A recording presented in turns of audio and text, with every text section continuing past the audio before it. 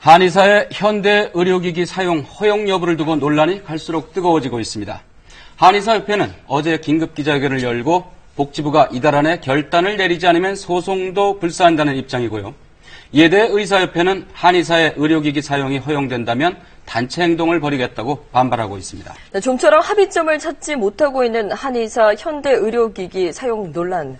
한의학회와 또 양의학회 양쪽 입장을 들어보겠습니다. 노한규 대한의사협회 전 회장 그리고 김지호 대한한의사협회 홍보이사 나와주셨습니다. 안녕하십니까? 네, 안녕하십니까? 네. 두 분 이렇게 한 자리에 있는 게 이렇게 크게 불편하진 않으시죠? 좋아하는 분입니다. 먼저 한의사 현대 의료기기 사용과 관련된 그동안의 논란과 쟁점에 대해서 정리를 했는데 화면 먼저 보시겠습니다. 2013년 2월 헌재는 초음파 기기를 사용한 한의사를 기소한 처분에 대해서 합헌 결정을 내렸습니다. 하지만 같은 해 12월 안압 측정기 등 6개 의료기기를 사용해 기소유예 처분을 당한 한의사에게는 위법이 아니라는 판결을 내렸는데요. 이에 따라 2014년 12월 정부는 규제개혁 대상으로 한의사 의료기기 사용 문제를 포함시켰습니다. 이에 대해 대한의사협회가 강하게 반발하면서 의사협회와 한의사협회의 갈등이 극으로 치달았습니다. 지난해 9월에는 정부가 협의체를 꾸려 해법 모색에 나섰지만 실패했습니다. 그리고 어제 한의사협회에서 법안 촉구를 요구하며 초음파 의료기기 시연을 진행했고 의사협회에서는 의사면허 반납 고려 등 초강경 투쟁으로 맞서고 있습니다.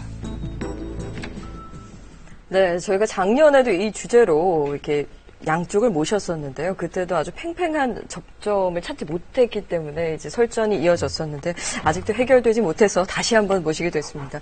어제 대한한의사협회에서 기자회견을 열고 김필검 회장이 초음파 골밀도 측정기 시연을 하셨죠. 우리를 고발할 테면 고발해라라는 심정으로 하셨다는 입장까지 밝혔는데요. 현대 의료기기를 꼭 사용하겠다라고 주장하시는 이유를 먼저 여쭤보겠습니다. 이제 잠깐 방송에서도 앞서서 나왔습니다만은 현재 한의사들은 현대 의료기기를 사용하는데 제한을 받고 있습니다. 예를 들어서 이제 가장 한의원에 많이 오시는 환자군이 이제 발목을 삐끗해서 오는 염좌 환자군이라고 할 수가 있는데 발목을 삐끗해서 왔는데 이분이 골절인지 단순 염좌인지 저희는 알 수가 없는 겁니다. 더 정확한 치료를 해드리기 위해서는 골절 유무를 알아야 하는데 그걸 할 수가 없는 거죠. 그래서 그러한 부분들에 대해서 사법적인 판례도 많이 있었었고 이러한 부분들이 이제 해결이 안 되니까는 헌재 판결도 있었고 해다가 이제 2014년 12월 28일 날 정부에서 규제 기요틴으로 이 과제를 선정을 해서 해결하겠다라고 해서 보건복지부가 2015년 연말까지 이걸 정리하겠다라고 이제 국정감사에서 스스로 약속을 하십니다.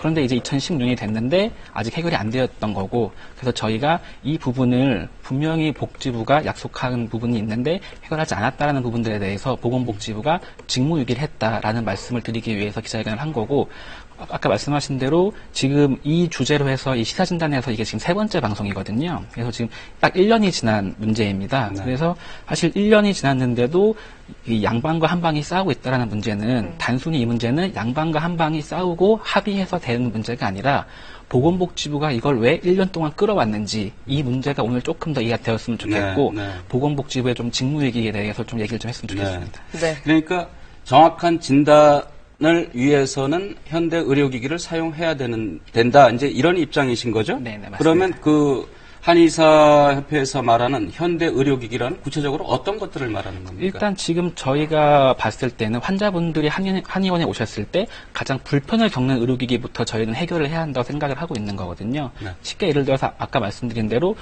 발목을 삐끗했다든지 허리 염좌 환자라든지 이런 분들이 연간 한의원에 300만 명이 넘게 오십니다. 아니, 정확하게 의료기기를 어떤 의료기기를 말씀하시는 거예요? 그런 근골 격계 진단을 하기 위해서 엑스레이라든지 초음파라든지 이런 것부터 풀려야 한다는 얘기를 엑스레이, 초음파. 네, 지금 초음파가 이제 사용할 수 없도록 지금 되어 있죠. 의사협회에서는 이제 의료기기를 사용하는 것을 반대하고 있습니다. 의료기기 사용하는 것에 반대하는 이유는 이 진단에 오류가 있기 때문이라고 주장하시는 겁니까? 구체적인 이유 좀 알려주시죠. 저희가 진단을 하는 목적은, 병을 진단하는 목적은 정확한 진단을 통해서 그 병을 치료하고자 하는 것이죠. 네. 어제 한의사협회장님이 이제 골밀도 진단기를 시연하셨는데, 네. 그래서 골 감소증이라는 진단을 내리셨습니다. 그리고 골수를 보충하는 치료를 해야 된다라고 얘기를 하셨어요. 골수를 보충하는 치료가 무엇인지, 골수와 골다공증이 어떤 연관이 있는지 의학적으로 볼 때 전혀 연관이 없습니다. 골수를 보충한다는 치료도 말이 안 되는 소리인 거고요. 즉 골다공증이라는 진단이 내려졌을 때, 진단이 내려진 다음에 한방적인 유효한 치료가 있느냐, 의학적 근거를 가진 치료가 가능한가, 그러면 진단을 해야죠. 하지만 지금 그런 것들이 안 되어 있는 거죠. 아까 골절도 말씀하셨는데 골절이 보였어요. 그러면 한방으로 어떻게 골절을 치료할 것인가, 또 골절이 때로 많은 경우에 수술적 치료가 필요한데 그러면 그때는 어떻게 할 것인가, 그런 부분들 때문에 저희가 이것을 지금 반대하는 것이고요. 특히 이제 보건복지부가 직무유기를 했다라고 말씀하셨는데 저희도 똑같은 생각을 합니다. 보건복지부가 직무유기를 하는 것이죠. 왜냐하면 지금 의학과 지금 양방이라는 표현을 하셨지만 의학과 한의학에 대해서 완전히 다른 잣대를 들이대고 있는 것이죠. 의학적으로는 굉장히 엄격한 근거가 필요한데 이것이 한방 치료로만 간다면 심지어는 식약처 통과하지도 않고 한의사 개인이 주사제를 만들어서 환자의 몸속에 주입을 하더라도 지금 처벌을 안 받고 있는 상황이거든요. 그래서 그런 이중적인 잣대에 대해서 저희가 지금 그야말로 정말 정부가 직무유기를 하고 있다고 생각하고, 아까 계속 그 약속을 안 지켰다고 말씀하셨는데 국민의 생명과 건강에 달린 문제에 대해서 이것이 정책적으로 결정될 문제가 아닙니다. 정부가 약속했다고 그래 법을 바꿔줄게, 그렇게 할 수 있는 문제가 아닌 거죠. 이거는 매우 신중하게 결정돼야 될 문제고 의학적 국민의 건강과 생명에 달린 문제잖아요. 이것이 한의사들의 주장을 정부가 들어주고 안 들어주고 그런 차원의 문제가 아닌 것이죠. 네. 의사협회에서는 어제 시연 자체도 무면허 의료 행위다라고 했고요. 그리고 의료기기를 사용하는 것 자체가 굉장히 위험한 행위라고 이제 말씀하시는 것 같습니다. 어제 시연도 오진이었다라고도 하셨는데 혹시 반박하신 말씀 있으십니까? 어제 시연은 오진 확진 이런 걸 떠나서 잠깐만 보여드리겠습니다. 네. 이제 이런 형식의 기계를 사용을 하는 건데요. 이런 초음파 형식의 이제 기계를 사용을 하는 겁니다. 이게 어디냐면은 헬스클럽입니다. 일본의 헬스클럽이거든요. 일본의 헬스클럽에서 사용을 하는 의료기기인데 한의사들은 지금 사용할 수가 없는 상황인 거고요. 이러한 일본 같은 경우는 피트니스 센터에서 사용하는 기계. 쓸 수 있는 기계인데, 그러니까 그만큼 조작도 간단하고 쉽게 측정을 할 수 있는 기계인 거고, 만약에 이 기계를 통해서 어떤 조금 이상 수치가 나왔다 하면은 덱사를 쓴다든지 해서 정확하게 검진을 해야 되는 거고요. 어저께 회장님께서도 이 기계만으로는 알 수가 없고 추가적인 정밀한 검사를 해야 한다라는 말씀하셨었고, 그리고 이제 치료에 대한 부분은 아까 방금 말씀하셨는데, 예를 들어서 2013년도에 상해중의학대학 용화병원이라는 데에서 12개의 논문을 이제 그 체계적 문헌 고찰을 해서 나온 논문을 본다면 그 한약으로 인한 골다공증 치료가 플라시보, 즉 유약 효과라든지 어떤 그 양방약에 비해서 유의미한 정도의 효과가 있다라는 내용도 나올 만큼 현재 한의계에서도 어떤 치료에 대한 부분을 계속 연구를 하고 발전시켜 나가고 있거든요. 그래서 이러한 부분들이 좀 서로 좀 얘기가 좀 돼서 서로 좀 많은 공감대가 돼서 국민들한테 조금 더 치료를 좀 더 좋은 치료를 했으면 하는 게 저희 마음인 거고, 그러기 위해서는 서로 공감대를 넓히기 위해서는 같은 의료기기를 써서 서로 같은 대화를 하는 게 좋지 않겠냐라는 게 저희 생각입니다.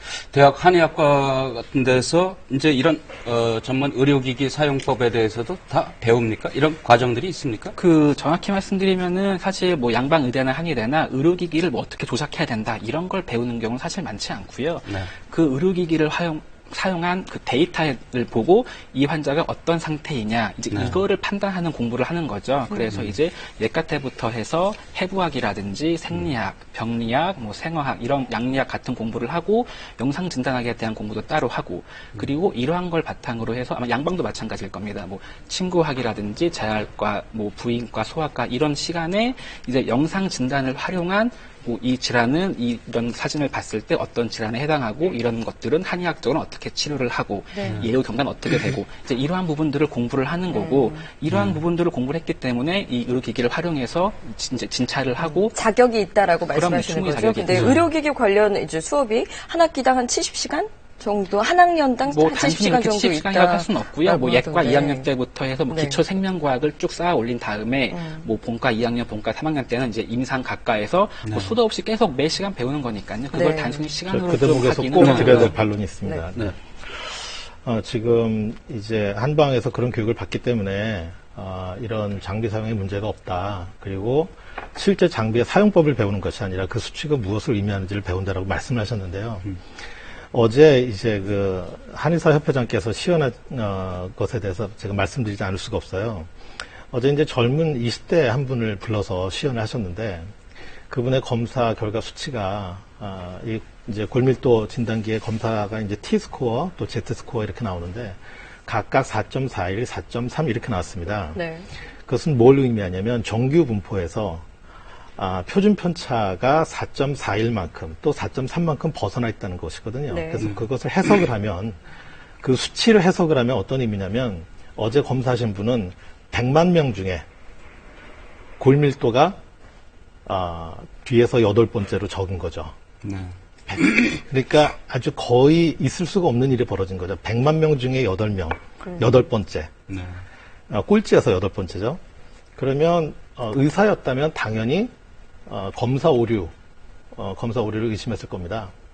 그것은 이제 골밀도 감소했다라고 볼 수가 없는 것이고요. 네. 검사 오류를 의심해야 됐고 또 검사가 다 시연이 끝난 다음에 동영상을 보니 또 회장님이 말씀하신 걸 들으니 저희가 왜 그런 수치가 나왔는지 알겠더라고요. 뼈를 검사해야 되는데 이분은 아킬레스 건을 검사를 했다고 네. 말씀을 하셨어요. 네. 아마 어제 시연을 위해서 많은 준비를 하셨을 텐데 그럼에도 불구하고 거기에서 나온 수치를 이렇게 해석을 하지 못하고 이제 이 개념 자체가 저희는 없었다고 보는데 네. 준비하신 분조차 그런 정도니 이 지금 현대 의료기기를 사용하는 것은 아까 뭐 1번도 말씀하셨지만 혈압을 재거나 이런 걸 재는 것이 환자에게 위해가 되지 않습니다. 어떤 이제 비침습적인 검사이기 때문에 그런 차원에서 지난번에 헌법재판소에서 한의사들이 뭐 예를 들어서 안압 검사를 한다든지, 네, 두절 그것은 검사를 허용이 한다든지, 됐죠. 네.